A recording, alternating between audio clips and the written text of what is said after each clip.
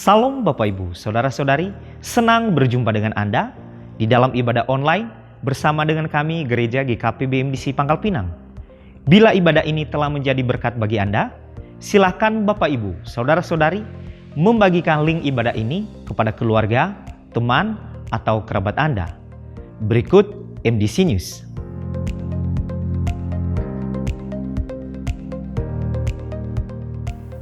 Orientasi DK dan HB akan diadakan pada hari ini setelah ibadah kedua selesai.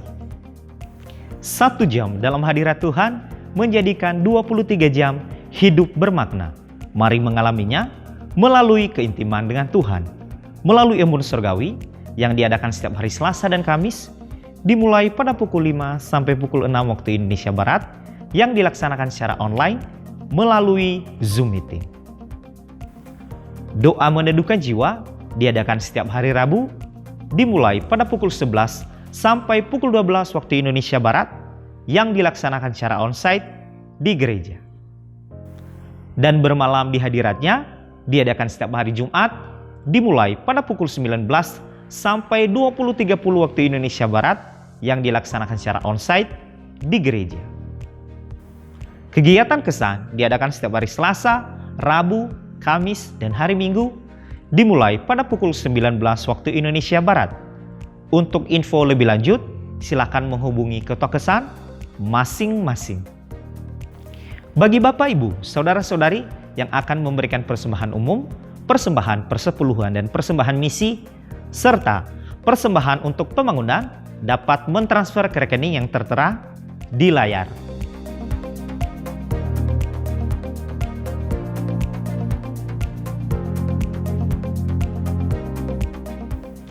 Untuk mengetahui info lebih lanjut tentang Gereja GKP BMDC Pangkal Pinang, Bapak Ibu, Saudara-saudari dapat mengikuti Facebook dan Instagram MDC Pangkal Pinang, atau subscribe akun YouTube GKP BMDC Pangkal Pinang. Demikian info tentang Gereja GKP BMDC Pangkal Pinang, dan selamat beribadah. Tuhan Yesus memberkati. Sekali lagi berikan sorak-sorai yang terbaik kepada Tuhan, sebab hari ini sukacita yang daripada Tuhan itu Dia curahkan bagi setiap kita.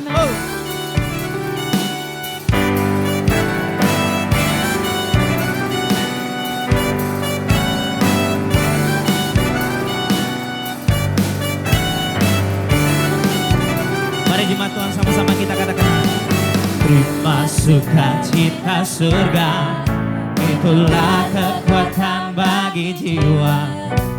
Ku dapat rasakan kasih-Nya di tengah badai yang bergelora. Terima sukacita surga, itulah kekuatan bagi jiwa. Ku dapat saksikan kuasa-Nya, tak lupa badai yang bergelora. Haleluya, Kau ada dalam hatiku, takkan patah semangatku. Katakan, takkan hilang kekuatan. Sekali lagi katakan, haleluya, haleluya. Ku mau bersorak bagimu, sebab Kau sukacita surga nyata penuhiku.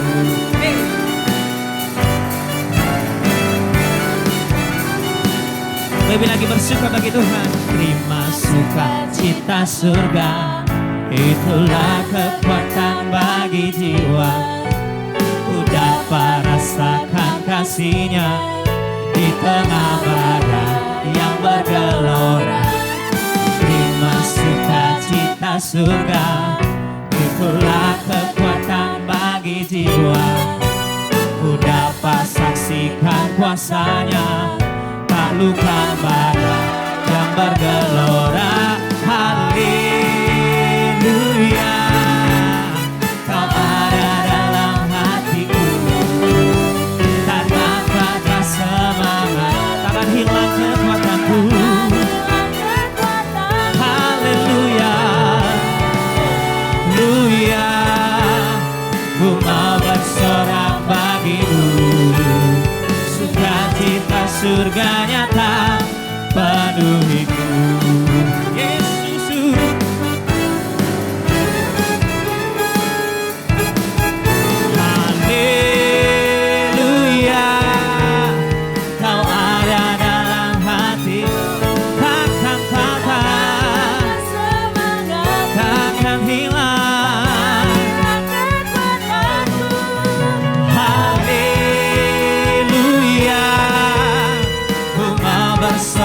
bagimu.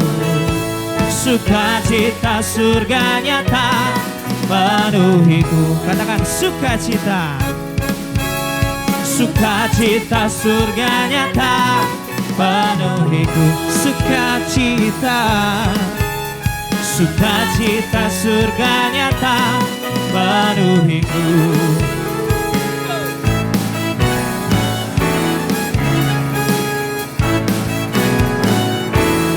Haleluya. Lebih lagi bersorak bagi Tuhan, sebab Dia sumber kekuatan hidup kita.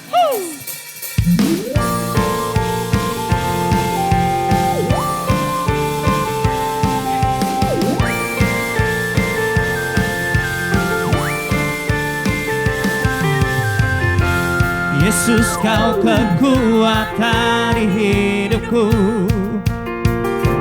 takkan gentar langkahku. Kau angkat tanganku di saat ku jatuh.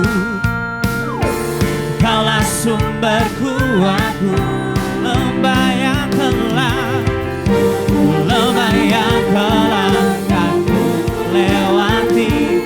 Sebab Kau serta kami Tuhan.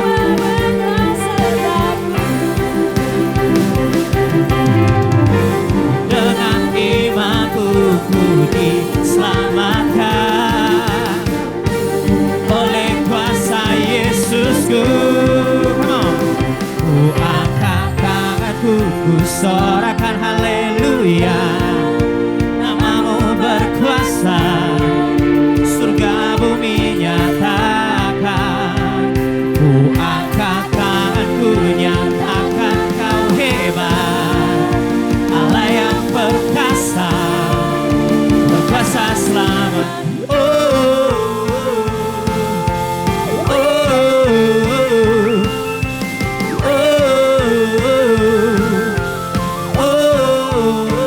Lebih lagi serukan. Yesus, Kau kekuatan hidupku,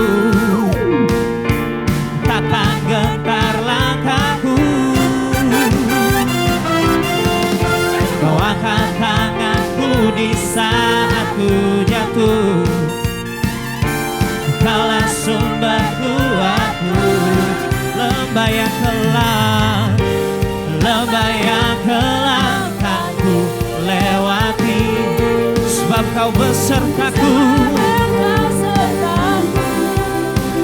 Dengan iman, dengan imanku ku diselamatkan oleh kuasa Yesusku. Come on. Ku angkat tanganku, ku sorakan haleluya. Namamu berkuasa, surga bumi nyatakan. Ku angkat tanganku, nyatakan Kau hebat, Allah yang perkasa, berkuasa selamanya.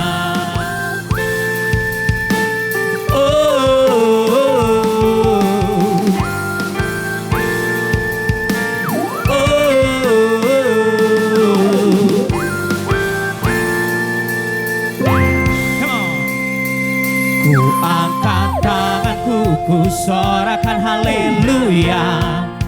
Namamu berkuasa, surga bumi nyatakan. Ku angkat tanganku, nyatakan Kau hebat, Allah yang perkasa, berkuasa selamanya. Ku angkat tanganku, ku sorakan haleluya. Namamu berkuasa, surga bumi nyatakan. Ku angkat tanganku, nyatakan Kau hebat, Allah yang perkasa, berkuasa selamanya.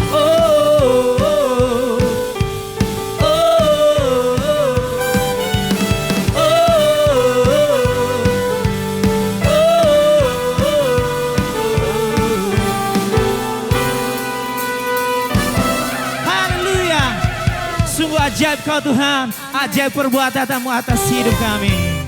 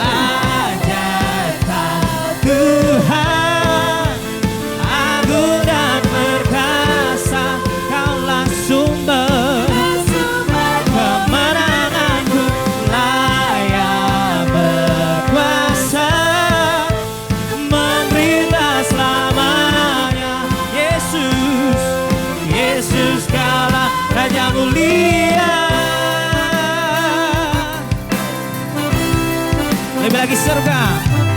Tak terbayang kebesaran-Mu dan tak terbanding kekuatan-Mu Tuhan. Kau megah bagiku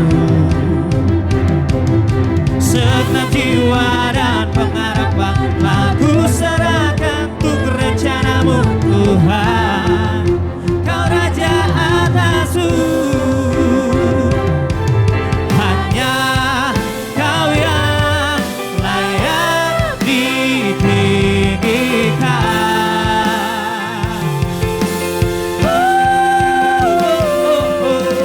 Ajaib Kau Tuhan, agung dan perkasa, Kau sumber layak berkuasa, memerintah selamanya. Yesus, Yesus Kaulah Raja mulia. Kaulah Raja mulia Tuhan.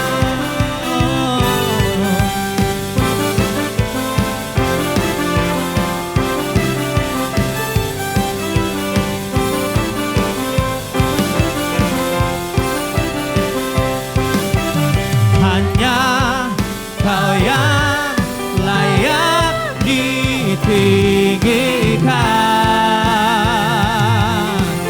Oh, ajaib Kau Tuhan, agung dan perkasa, Kaulah sumber, Kau sumber kemenanganku, layak berkuasa, memerintah selamanya. Yesus Kaulah Raja mulia. Raja mulia.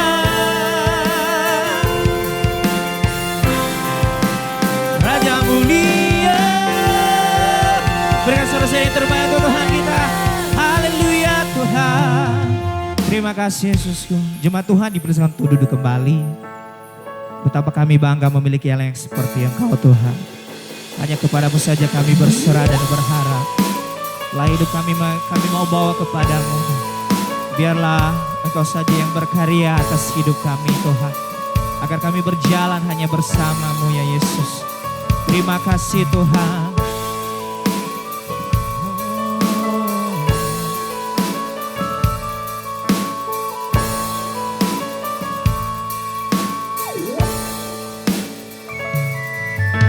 Bila ku buka mataku dan lihat wajah-Mu, ku terkagum. Bila ku lihat hidupku dan karya tangan-Mu, ku tersanjung karena semua yang baik dalam hidupku itulah karya-Mu. Kau beri kesempatan yang baru. Aku ingin mengenal-Mu Tuhan lebih dalam dari semua yang ku kenal. Tiada kasih yang melebihi-Mu. Ku ada untuk menjadi penyembah-Mu. Lebih lagi katakan, bila ku buka mataku dan lihat wajah, sungguh kami terkagum Tuhan. Bila ku lihat hidupku dan karya tangan, betapa kami tersanjung Tuhan. Ku tersanjung karena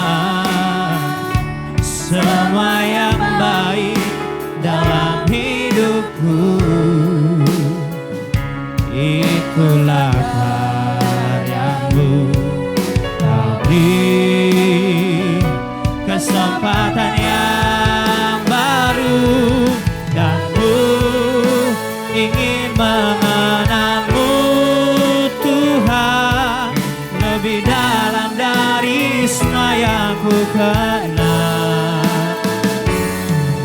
Tiada kasih yang melebihimu, ku ada untuk menjadi penyembahmu, dan ku ingin mengenalmu Tuhan lebih dalam dari semua yang ku kenal. Tiada kasih yang melebihimu, ku ada untuk menjadi penyembahmu. Katakan lebih lagi. Dan ku ingin mengenalmu Tuhan lebih dalam dari semua yang ku kenal. Tiada kasih yang melebihimu, ku ada untuk menjadi penyembahmu,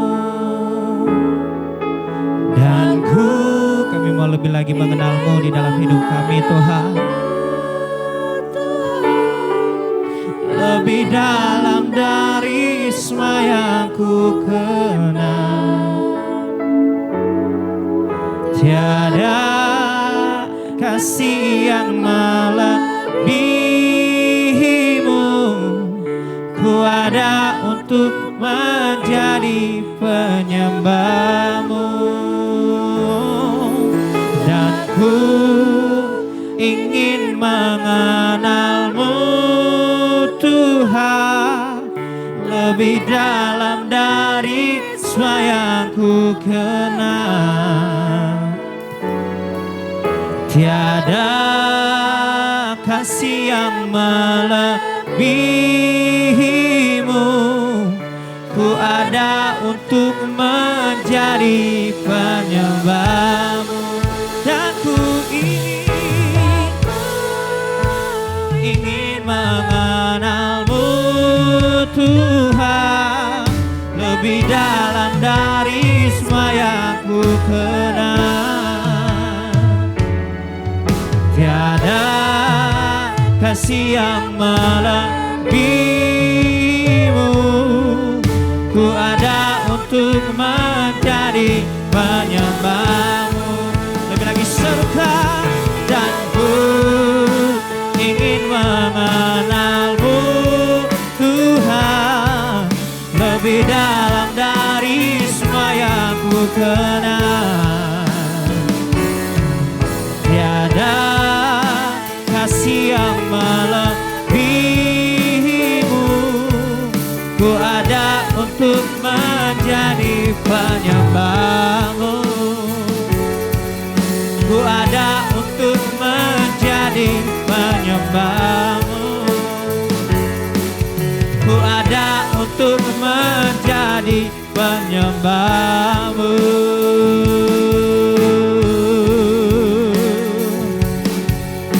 Sebab inilah hidup kami mau bawa kepadamu Tuhan. Kami mau lebih lagi dekat denganmu Tuhan. Dan biarlah kau saja yang berkarya atas hidup kami. Biar kau saja yang bekerja atas hidup kami, agar kami berjalan hanya bersamamu Tuhan. Sebab kami tak takut lagi bila kami besertamu. Kami tak takut lagi bila Engkau yang selalu ada bersama kami Tuhan. Yesus Tuhan, biarlah segala pujian, biarlah segala hormat hanya kepadamu, Allah sumber kemenangan hidup kami. Yesus Tuhan, haleluya. Oh, Kaulah segalanya Tuhan di dalam hidup kami. Sebab tak ada Allah yang sepertimu, sungguh tak ada yang seperti Engkau Tuhan. Allah yang mengasihi kami, Kau Allah yang setia yang tak pernah tinggalkan kami selamanya. Kami sembah selamanya Tuhan, kami tinggikan, kami agungkan Engkau Yesus, Allah sumber kemenangan, Allah sumber kekuatan hidup kami. Hanya bersamamu kami dapatkan kemenangan. Oh Tuhan, haleluya. Yesus, Tuhan, Kau besar, Kau mulia. Oh, haleluya, Tuhan. Kau saja yang ada di dalam hidup kami, Kau saja yang bertata atas kami Tuhan. Hanya padamu saja kami berharap, kami percaya Tuhan. Haleluya, Yesus Tuhan. Sungguh mulia perbuatan-Mu atas kami. Haleluya, Yesus Tuhan. Kepadamu saja kami berharap. Oh ya Yesus, Kau dimuliakan, Kau ditinggikan selamanya. Oh Tuhan, oh Yesus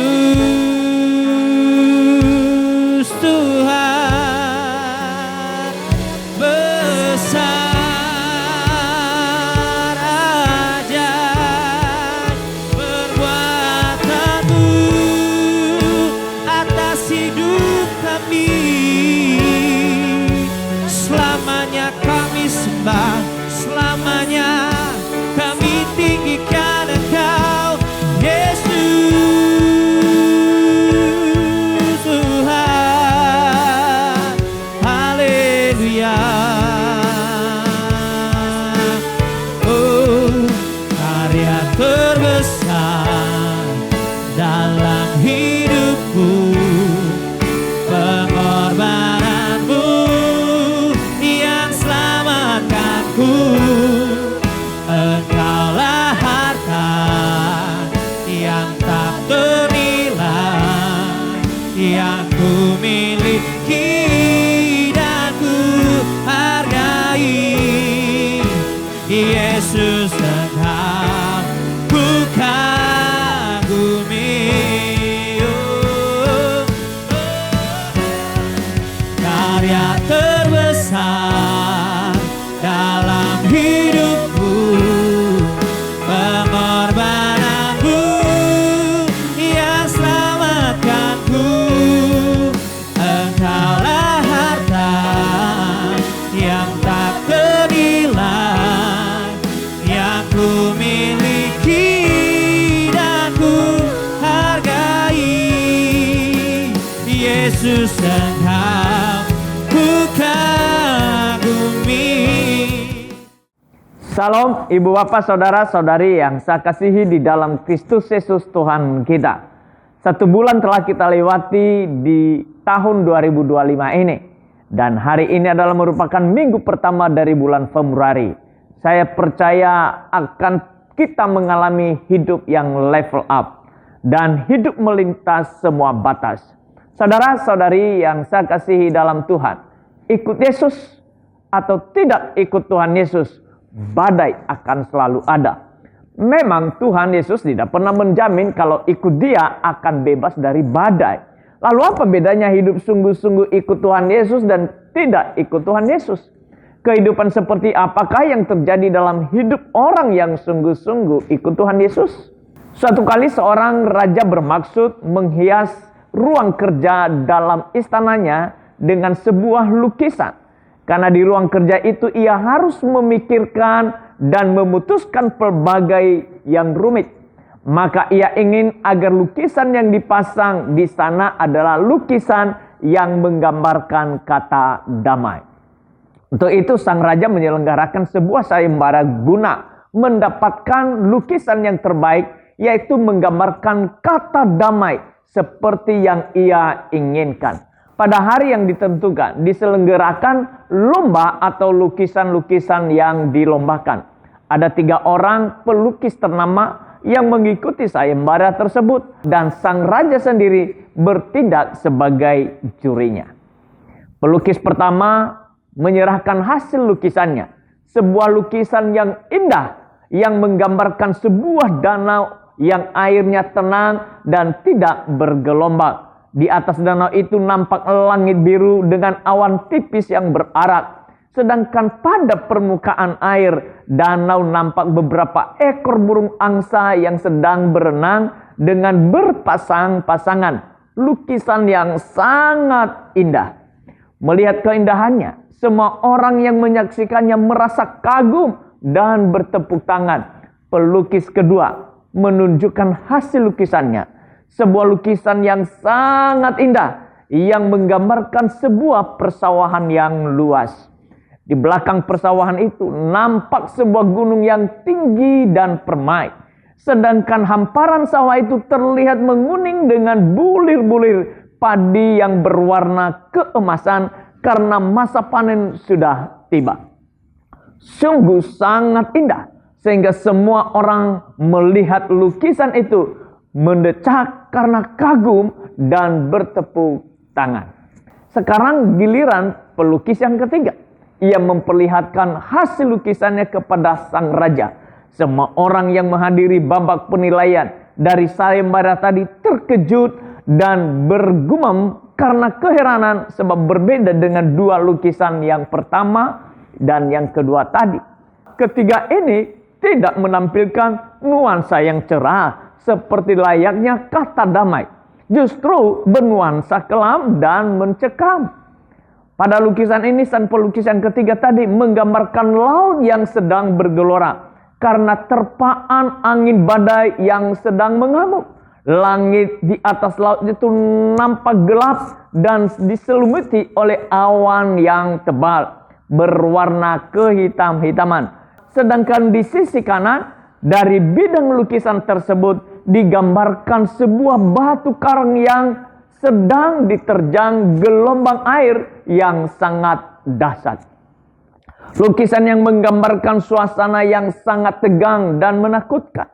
Sesudah mengamati lukisan tersebut dengan senyum lebar, sang raja berkata, "Dengan ini aku mengumumkan bahwa lukisan yang ketiga inilah yang menjadi pemenang.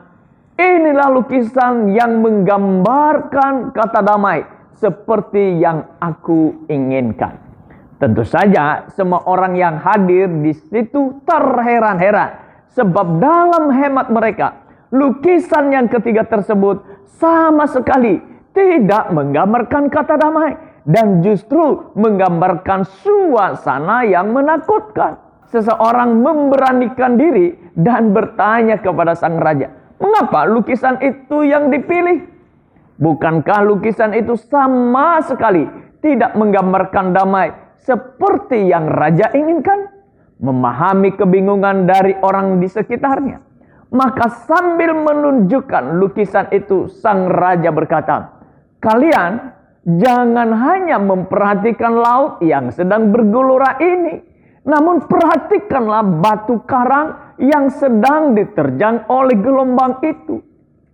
Lihat dan amatilah lubang kecil pada batu karang tersebut. Lihatlah lukisan pada lubang itu." Mendengar kata-kata sang raja, semua orang memperhatikan lubang kecil yang ditunjukkan oleh sang raja tadi. Bila seluruh lukisan itu bernuansa kelam, maka lubang tersebut nampak berwarna cerah.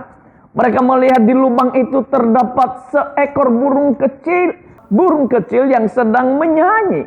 Sekarang mereka memahami mengapa sang raja memilih lukisan itu sebagai pemenang. Karena memang itulah gambaran damai yang sesungguhnya, yaitu seekor burung kecil yang sedang menyanyi di tengah badai. Mengapa di tengah badai yang sangat besar dan yang dengan mudah melumatkan dirinya itu, sang burung kecil tadi dapat menyanyi dengan riang? Sebab ia menyadari bahwa dirinya terlindung dengan oleh batu karang yang kokoh, yang tak tergoncang oleh topan yang sebesar apapun juga. Singkat kata, yang terpenting di sini bukanlah besar atau kecilnya badai yang menerjang, namun tempat di mana sang burung itu berlindung. Hal yang samalah yang akan dialami oleh orang percaya kepada Tuhan, yang menyadari bahwa ia adalah dalam perlindungan Tuhan yang kuasanya tidak terbatas. Kalau kita percaya dan berlindung kepada Yesus sang batu karang yang teguh, maka di tengah badai sebesar apapun, hati kita akan tetap diliputi dengan damai yang berlimpah-limpah. Pentingnya iman dan kesadaran tentang Tuhan Yesus yang sesungguhnya. Seperti itulah yang Yesus ajarkan kepada para murid-muridnya melalui peristiwa yang mereka alami di Danau Galilea, sebagaimana yang ditulis dalam Markus 4 ayat 35 sampai ayat 42. Dalam peristiwa tersebut menunjukkan kuasanya yang tidak terbatas dan yang melampaui kekuatan alam. Mari kita baca ayat tersebut secara bertahap, dimulai di ayat 35 sampai ayat 37. Ayat 35. Pada hari itu, menjelang malam, Yesus berkata kepada mereka, "Marilah kita bertolak ke seberang." Ayat 36, mereka meninggalkan orang banyak itu lalu bertolak bersama Yesus yang sudah ada dalam perahu. Dan perahu-perahu lain menyertai dia. Lalu mengamuklah topan yang sangat dahsyat sekali, dan ombak menyembur masuk ke dalam perahu, sehingga perahu itu mulai penuh dengan air. Di ayat-ayat yang barusan saja kita baca ini, kita melihat perjalanan yang dilakukan oleh para murid-murid Yesus. Perjalanan yang mereka tempuh, yaitu menyeberang Danau Galilea dengan perahu di senja menjelang malam hari, karena mereka mengikuti perkataan Tuhan Yesus. Dengan kata lain, perjalanan yang mereka lakukan adalah karena mereka mengikuti Yesus, dan justru ketaatan itu mengakibatkan seperti yang ditulis di ayat 37. Para murid tersebut menghadapi topan yang sangat dahsyat. Melalui peristiwa ini, kita dapat mengambil pelajaran bahwa mengikut Yesus pertama, hidup tidak bebas dari kesukaran. Hal ini merupakan realitas yang tidak dapat kita pungkiri. Memang acap kali orang berpikir kalau dia mengikut Yesus, maka kehidupannya akan berlangsung seperti mobil di jalan tol, yaitu akan berlangsung lancar tanpa hambatan. Ketika kesukaran sedang terjadi, semua orang akan mengalami kesukaran tersebut kecuali dirinya. Ketika turun hujan, semua orang tubuhnya akan basah karena air hujan, kecuali orang itu. Ketika nilai US dollar naik atau turun, semua orang terkena dampaknya, kecuali yang bersangkutan. Jelas harapan seperti itu merupakan suatu utopia atau impian indah yang tidak sesuai dengan kenyataan, alias khayalan yang selama kita berada di dunia ini tidak akan pernah terwujud. Bukankah di jalan tol pun kadang-kadang terjadi kemacetan, sehingga suka tidak suka realitas menunjukkan bahwa hidup ini tidak bebas dari kesukaran. Karena memang Tuhan tidak pernah menjamin bahwa kita akan selalu dibimbingnya melewati padang rumput yang hijau dan berjalan di pinggir air yang tenang. Malahan di dalam Mazmur 23 ditulis bahwa ada kalanya kita dibawanya melalui lembah yang kelam. Hal seperti itulah yang dialami oleh para murid Yesus di ayat yang ke-37. Sementara mereka berada di danau tadi, datanglah persoalan, menghambat perjalanan mereka. Dicatat, lalu mengamuklah topan yang dahsyat sekali, dan ombak menyembur masuk ke dalam perahu, sehingga perahu itu mulai penuh dengan air. Inilah gambaran keadaan yang serba salah bila mereka tetap tinggal dalam perahu yang sedang terisi air tadi, maka cepat atau lambat mereka akan tenggelam ke dalam danau. Sedangkan bila mereka melompat keluar, mereka juga akan tenggelam ke dalam danau yang sama. Istilahnya maju kena, mundur kena. Mereka berada di dalam perahu, mereka akan tenggelam. Melompat keluar dari perahu juga akan tenggelam. Pernahkah Anda mengalami situasi seperti itu? Memang hidup di dunia ini tidak akan pernah bebas dari kesukaran. Bahkan mengikut Yesus Kristus pun bukan berarti Anda akan bebas dari kesulitan. Malahan bisa jadi, bila kita mengikut Yesus, malahan kita menghadapi kesukaran tersebut. Bukankah kalau saja para murid Yesus tadi tidak menuruti ajakan Yesus untuk pergi ke seberang seperti yang ditulis di ayat 35, maka justru mereka tidak usah menghadapi angin topan? Kalau demikian, apakah perbedaan antara orang yang mengikut Yesus dan tidak mengikut Yesus? Kalau mengikut Yesus terkena badai, dan kalau tidak mengikut Yesus juga terkena badai. Lalu apa bedanya antara mengikut Yesus dan tidak mengikut Yesus? Inilah bedanya. Bagian yang kedua, mengikut Yesus adalah hidup di dalam pemeliharaan Tuhan. Hanya saja acap kali ketika sedang menghadapi badai, pengikut Yesus selama ini Tuhan telah menolong dan memelihara hidupnya. Sebagai akibat di dalam situasi yang sukar tersebut, mereka menduduh bahwa Tuhan telah mengabaikan mereka. Hal itulah yang terjadi dengan para murid Yesus tadi, sehingga di ayat 38 dan 39 ditulis sebagai berikut. Yesus sedang tidur di buritan, memakai bantal. Lalu murid-muridnya membangunkan dia dan berkata kepadanya, "Guru, tidak pedulikah engkau kalau kita binasa?" Ia pun bangun menghardik angin itu dan berkata kepada danau itu, "Diam, tenanglah." Lalu angin itu reda dan danau itu menjadi teduh sekali. Coba bayangkan, apabila saudara menjadi salah seorang murid dari Tuhan Yesus yang berada di dalam perahu tersebut. Saudara berada dalam perjalanan tadi karena menaati ajakan Tuhan Yesus. Gara-gara menaati ajakan tersebut, sekarang Anda menghadapi badai yang sangat dahsyat. Tentu dalam hati sedikit banyak Anda berkata, "Kesukaran ini aku alami karena menuruti ajakan Tuhan Yesus." Pikiran itu saja sudah menimbulkan rasa jengkel dalam hati Anda. Apalagi bila seperti yang ditulis dalam ayat 38, saudara melihat bahwa di tengah badai tersebut, Yesus malahan tidur dengan nyenyak di buritan dengan beralaskan bantal. Tentu dalam situasi itu Anda tidak hanya merasa jengkel, tetapi bukannya tidak mungkin menjadi sangat marah. Perasaan seperti itulah yang ada dalam hati para murid Yesus. Sehingga di ayat 39 ditulis, muridnya membangunkan dia dan berkata kepadanya, "Guru, tidak pedulikah engkau kalau kita binasa?" Pernahkah Anda mengeluh atau mengomel seperti itu?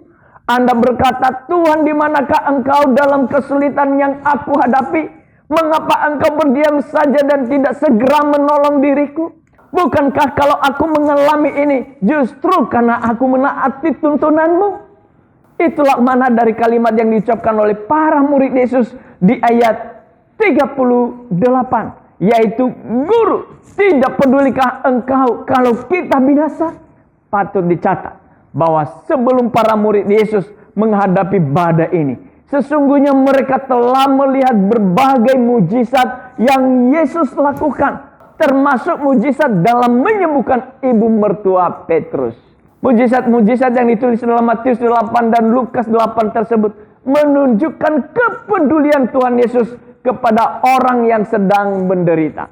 Hanya saja sekarang ketika para murid menghadapi badai, mereka lupa kepada semua kebaikan Tuhan yang telah mereka saksikan sebelumnya. Alhasil, mereka beranggapan bahwa Tuhan tidak mempedulikan mereka. Itulah manusia. Ketika keadaan sedang berjalan lancar, manusia cenderung tidak mengingat Tuhan. Namun ketika sedang dalam kesulitan, barulah mereka ingat kepada Tuhan. Hanya saja, walaupun mereka ingat kepada Tuhan, tetapi lupa tentang kebaikan-kebaikan Tuhan yang pernah mereka alami sebelumnya. Sehingga bila di masa sukar itu mereka ingat kepada Tuhan, maka di saat yang sama mereka justru menuduh Tuhan bahwa Tuhan tidak mempedulikan mereka. Pernahkah Anda menuduh Tuhan seperti itu? Sesungguhnya Tuhan tidak pernah mengabaikan umatnya. Ia selalu menolong mereka tepat pada waktunya. Hal itulah yang Yesus lakukan pada murid-muridnya. Tentang hal tersebut di ayat 39 dicatat, ia pun bangun menghardik angin itu dan berkata kepada danau itu, diamlah, tenanglah. Lalu angin itu reda dan danau itu menjadi teduh sekali. Di sini Tuhan Yesus menunjukkan kepeduliannya kepada murid-muridnya dan betapa tidak terbatas kuasanya itu. Di dalam kepedulian dan ketidakterbatasan kuasanya itu, Yesus meneduhkan badai yang dahsyat tepat pada waktunya. Memang Tuhan tidak pernah tergesa-gesa, sebagaimana Dia juga tidak pernah terlambat di dalam bertindak. Ia selalu bekerja tepat pada waktunya. Dengan kata lain, orang yang mengikut Dia tidaklah perlu berputus asa. Karena Tuhan yang memelihara umatnya di padang gurun dalam perjalanan dari Mesir menuju Kanaan adalah Tuhan yang menuduhkan badai di Danau Galilea. Dan juga adalah Tuhan yang tetap bersedia mengulurkan pertolongannya bagi kita yang hidup di masa kini. Itulah pemeliharaan Tuhan yang memberikan damai sejahtera bagi orang yang percaya kepadanya. Bagian yang ketiga, mengikut Yesus adalah hidup di dalam pembentukan Tuhan. Kembali kepada badai yang dialami oleh para murid Yesus di Danau Galilea tadi. Menurut Anda, sebelum Tuhan Yesus mengajak para murid yang menyeberang, apakah Tuhan Yesus sudah tahu bahwa angin topan akan datang? Tentu sebagaimana pribadi yang tahu, Tuhan Yesus sudah mengetahui bahwa akan terjadi badai. Kalau memang sudah mengetahuinya, lalu mengapa Yesus mengajak para muridnya untuk pergi menyeberang danau itu? Bukankah ini sama dengan mencari masalah atau menjerumuskan para muridnya ke dalam kesulitan?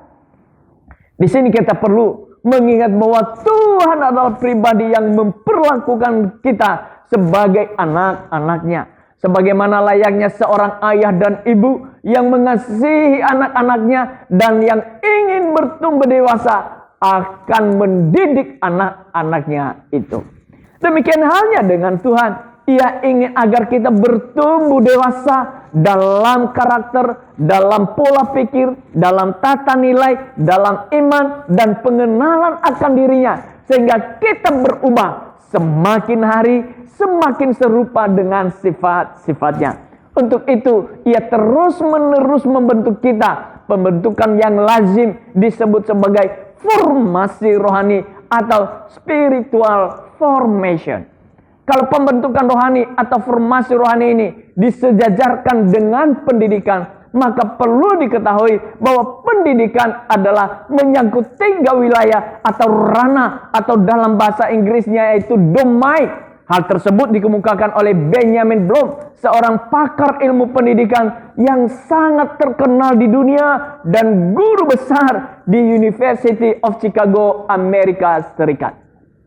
Benjamin Bloom mengemukakan bahwa pendidikan menyangkut 3 ranah, yaitu ranah pengetahuan atau kognitif. Yang kedua adalah ranah keterampilan atau psikomotorik. Dan ranah yang ketiga yaitu berkaitan dengan perasaan, tata nilai, kepercayaan, moralitas, dan motivasi. Ranah ini sering disebut adalah ranah afektif.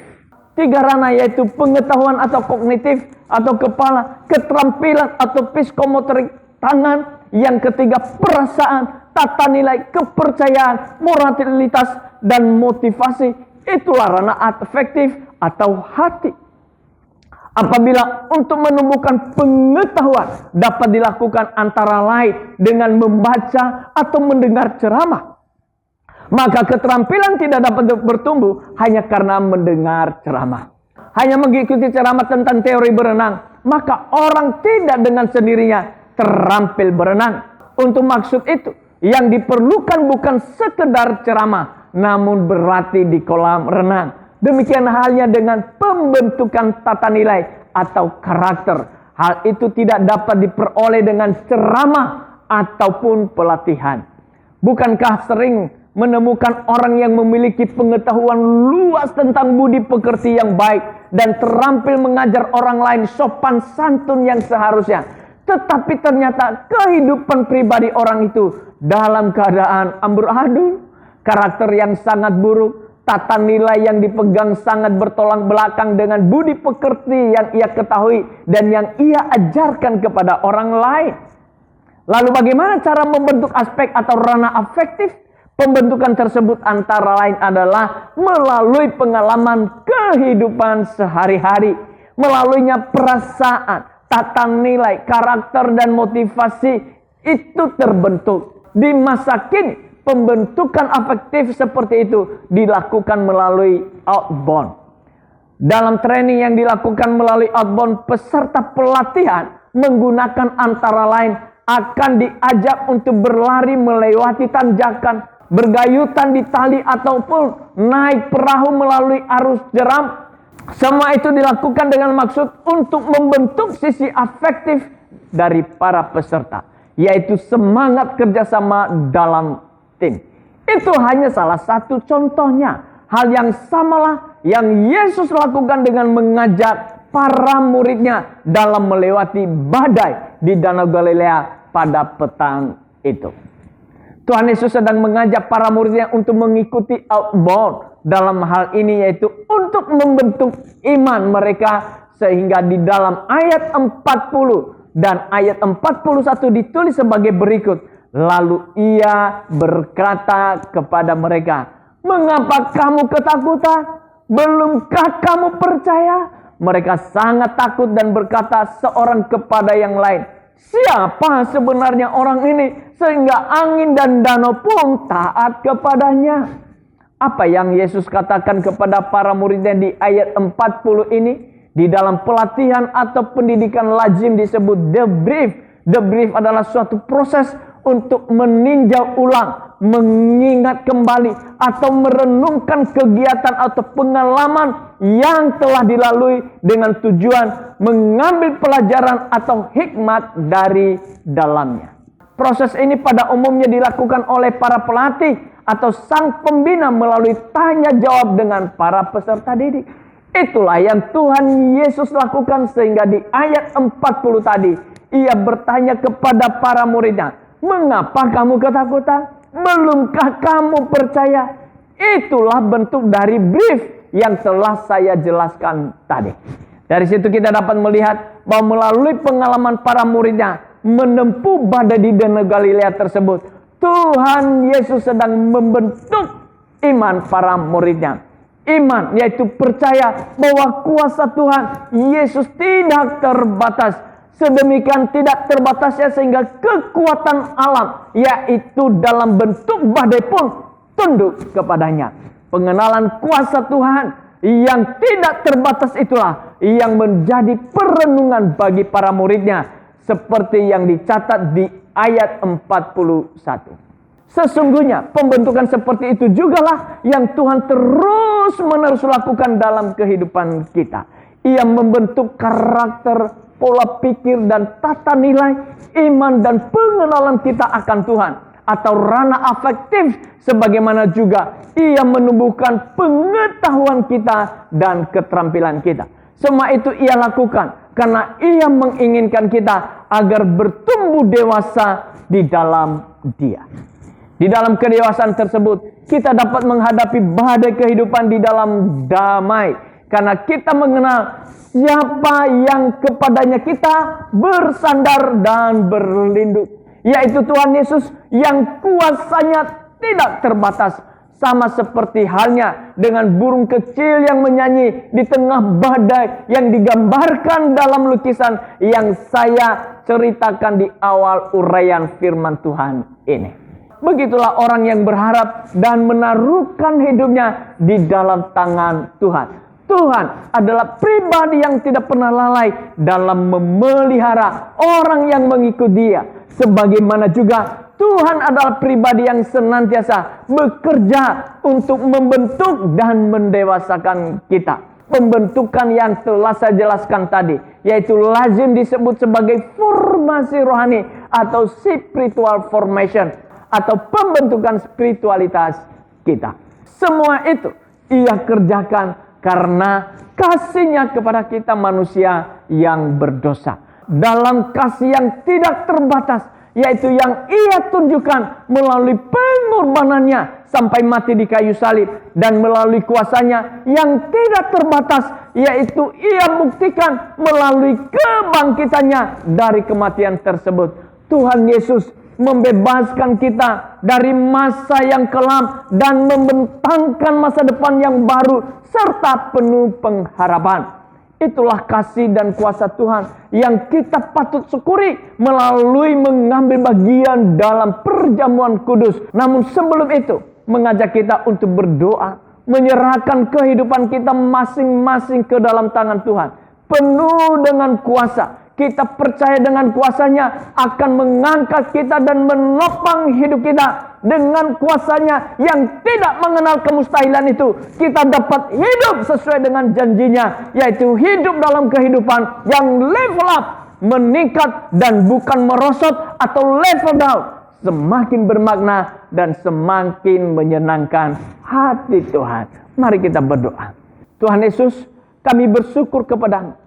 Karena kasih-Mu-lah Tuhan, kami dapat hidup mengenal akan Engkau. Dan kami diberikan kesempatan untuk hidup bersama dengan Engkau.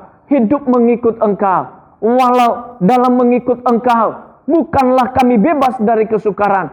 Namun di tengah kesukaran itu ya Tuhan, Engkau selalu memelihara kami. Untuk kami menjadi dibentuk oleh Engkau. Menjadi pribadi yang kuat dan menjadi pribadi yang dewasa. Tuhan Yesus, tolonglah kami di tengah segala kesukaran yang kami hadapi. Kami yakin bahwa Engkau mampu ya Tuhan untuk menolong kami. Dan pertolongan-Mu selalu tepat pada waktunya. Sehingga kesukaran yang kami hadapi bukan untuk menenggelamkan diri kami, tetapi untuk membentuk hidup kami semakin hari semakin dewasa, semakin menyerupai, semakin serupa dengan gambaran Kristus. Terima kasih ya Tuhan Yesus. Kami bersyukur untuk itu. Oleh karenanya Tuhan, peganglah tangan kami, janganlah lepaskan kami. Dan kiranya Roh Kudus-Mu selalu menolong kami untuk mengingat-ingat akan kebaikan Tuhan dalam kehidupan kami di masa lalu dan saat ini dan sampai ke depan. Bahwa Tuhan akan selalu menolong kami, menopang kami, bahkan memimpin dan menuntun kami dan memberikan kami kemenangan untuk dapat melewati semua kesukaran, untuk dapat melewati badai hidup ini. Kami akan selalu tenang dan damai ya Tuhan. Karena Tuhan Yesus tempat kami bersandar, Tuhan Yesus tempat kami menyerahkan hidup kami. Engkau akan memberikan kemenangan bagi kami. Di dalam nama Tuhan Yesus kami bersyukur dan berdoa. Haleluya. Amin. Bapak Ibu saudara-saudari yang saya kasihi dalam Tuhan. Untuk mengingat akan kebaikan Tuhan dalam hidup kita. Dan bahwa Yesus Kristus senantiasa akan menyertai kita. Di dalam segala aspek kehidupan kita. Ia tidak akan meninggalkan kita. Ia tidak akan membiarkan kita. Bahkan pada waktu kita melewati lembah kelam sekalipun. Juga Dia selalu menyertai kita. Sehingga kita tidak perlu takut dan khawatir. Untuk menatap hari esok kita yang penuh dengan tantangan. Di saat yang bersamaan ini. Di kesempatan ini. Untuk mengingat itu. Mari kita mengambil roti dan anggur. Dan kita persiapkannya Sehingga hati kita penuh dengan ucapan syukur dan penuh dengan damai di tengah badai yang sedang kita hadapi. Mari kita mempersiapkan diri kita untuk mengambil roti dan anggur dan memakannya. Mari ambil roti dan anggur. Mari kita angkat roti ini. Sebab apa yang telah kuteruskan kepadamu, telah aku terima dari Tuhan. Bahwa Tuhan Yesus pada malam waktu ia diserahkan, mengambil roti. Dan sesudah itu ia mengucap syukur atasnya. Ia memecah-mecahkannya dan berkata, inilah tubuhku yang diserahkan bagi kamu. Perbuatlah ini menjadi peringatan akan aku. Mari kita makan roti ini di dalam nama Tuhan Yesus.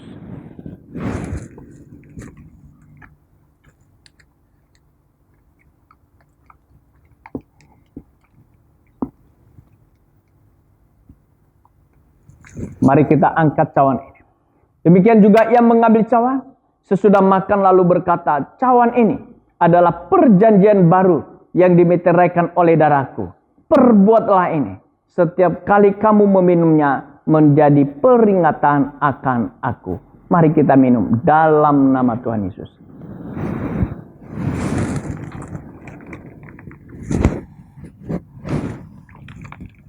Mari kita mengucap syukur buat segala pengorbanan Kristus dalam kehidupan kita. Yang telah menyelamatkan kita dari kebinasaan oleh karena dosa. Dan darahnya yang telah tercurah di salib. Menghapuskan segala dosa kita. Dan tubuhnya yang telah terpecah-pecah itu. Yang membuat kita menjadi dipersatukan menjadi satu tubuh dengan Dia. Dan Kristus sebagai kepala bagi kita. Mari kita bersyukur. Terima kasih ya Tuhan. Buat pengorbananmu dalam kehidupan kami. Engkau relakan tubuhmu dan darahmu tercurah dan terpecah bagi kami. Supaya kami sungguh-sungguh menjadi pribadi yang semakin hari semakin diperbaharui untuk menjadi serupa dengan Kristus. Dan terima kasih juga buat segala kebaikan atas pemeliharaanmu dalam kehidupan kami. Yang telah membebaskan kami dari segala keberdosaan kami yang kami hidup menuju kebinasaan. Engkau telah mengangkat kami dari sana dan memberikan kami hidup sampai kepada kekekalan. Pemeliharaanmu sungguh sempurna atas roh dan jiwa tubuh kami. Dan engkau telah menjamin, yaitu dengan darahmu itu sendiri menjadi meterai baru bagi kami. Bahwa hidup kami adalah milikmu yang engkau sertai sekarang sampai untuk selamanya. Di dalam nama Tuhan Yesus kami bersyukur dan berdoa. Amin. Karya terbesar dalam hidupku, pengorbananmu yang selamatkanku. Engkaulah harta yang tak ternilai, yang ku miliki dan ku hargai. Yesus engkau ku kagumi. Karya terbesar dalam hidupku, pengorbananmu yang selamatkanku. Engkaulah harta yang tak ternilai, yang ku miliki dan ku hargai.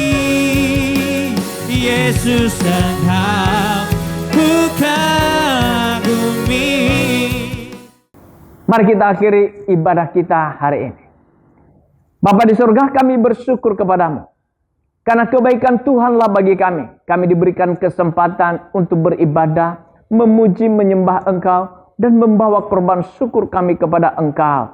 Serta hari ini berikan kami kesempatan untuk mengambil roti dan anggur, tubuh dan darahmu, mengingatkan kami akan pengorbananmu yang membawa kami dan menyelamatkan kami dari kebinasaan kepada hidup yang kekal. Terima kasih juga ya Tuhan untuk kami diberikan waktu mendengarkan sebagian dari firman-Mu dan Engkau mau berbicara kepada kami. Biarlah kebenaran firman-Mu itu tertulis di dalam hati kami dan Engkau taruh di akal budi kami sehingga itu menjadi terang di jalan kami dan pelita bagi kaki kami di tengah kegelapan dunia ini. Sehingga kami tidak perlu khawatir dan berputus asa menghadapi berbagai masalah, tantangan, badai yang ada di tengah-tengah dunia ini. Bahwa Engkau akan selalu menyertai kami dan Engkau memberikan kami kemenangan. Bahkan Engkau membawa kami menjadi ke tempat yang lebih tinggi. Menjadi level up. Kami dapat melintasi semua batas. Kami bersyukur untuk semuanya itu ya Tuhan. Kami berterima kasih dan karenanya kami akan mengakhiri ibadah ini. Kami percaya tangan Tuhan selalu terulur bagi kami. Bahkan tangan yang hebat dan dahsyat itu yang penuh kasih tercurah berkat atas hidup kami. Kami arahkan seluruh hidup kami dan kami mengangkat kedua belah tangan kami. Terimalah berkat dari Allah Bapa di dalam kasih karunia Kristus Yesus Tuhan kita dan di dalam persekutuan Roh Kudus menyertai, memimpin, menuntun langkah demi langkahmu sehingga apapun yang engkau buat, dibuat yang engkau berhasil dan beruntung. Tuhan memberkati engkau dan melindungi engkau. Tuhan menyinari engkau dengan wajahnya dan memberikan engkau kasih karunia-Nya. Tuhan menghadapkan wajahnya kepadamu dan memberikan engkau damai sejahtera hari ini sampai untuk selamanya. Di dalam nama Tuhan Yesus Kristus yang diberkati, Tuhan berkata bersama. Amin. Selamat hari Minggu. Tuhan Yesus memberkati.